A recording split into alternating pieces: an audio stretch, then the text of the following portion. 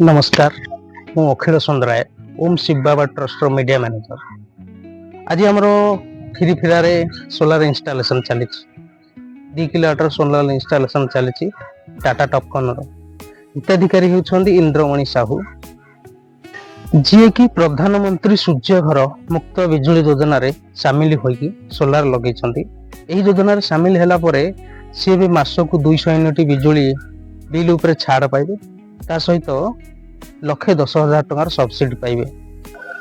मु विशेष करी श्रीजुक्त इंद्रमणि साहू को अशेष अशेष धन्यवाद जनइबी जी कि आम ओम शिव बाबा ट्रस्ट उपरे भरोसा करी बा विश्वास करी सोलार लगे।